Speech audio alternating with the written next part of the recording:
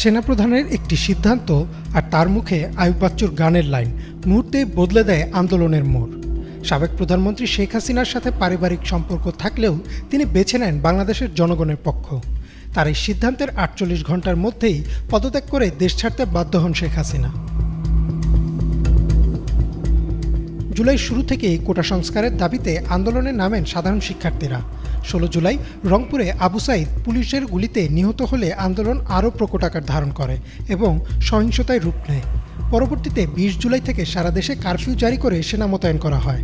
কারফিউর মধ্যেও রাজধানীসহ বেশ কিছু জায়গায় চলতে থাকে সংঘর্ষ। জুলাইয়ের শেষের দিকে আন্দোলন আরও জোরদার হতে থাকে। এমন সময় ছাত্র জনতার মনে প্রশ্ন আসতে থাকে সেনাবাহিনীর ভূমিকা নিয়ে। যদিও তারা মাঠে থাকলেও ছাত্রদের বিপক্ষে কোনো কঠোর অবস্থানে যাননি, তবুও অনেকের কাছেই সেনাবাহিনীর গ্রহণযোগ্যতা নিয়ে প্রশ্ন উঠতে থাকে। এমন অবস্থায় সেনাপ্রধান জেনারেল ওয়াকারুজ্জামান ৩ আগস্ট একটি বৈঠকে বসেন, যা ছিল ঐতিহাসিক এক বৈঠক।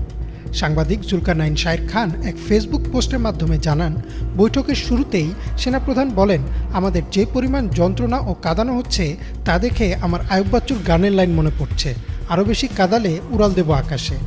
বৈঠকে বেশ কিছু গুরুত্বপূর্ণ দিক উঠে আসে।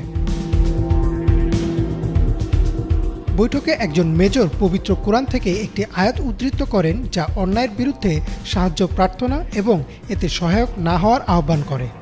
সে সময় সেনাপ্রধান সহ উপস্থিত বাকি সেনা কর্মকর্তারা আমিন বলেন।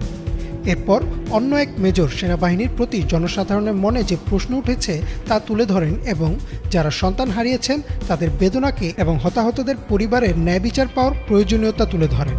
তার এই উদ্বেগের সাথে একমত হন সেনাপ্রধান।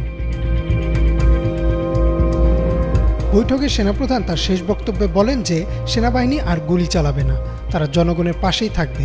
তিনি সামাজিক চাপ ও হয়রানির বোঝা প্রকাশ করেন এবং আইয়ুব বাচ্চুর আরও একটি গান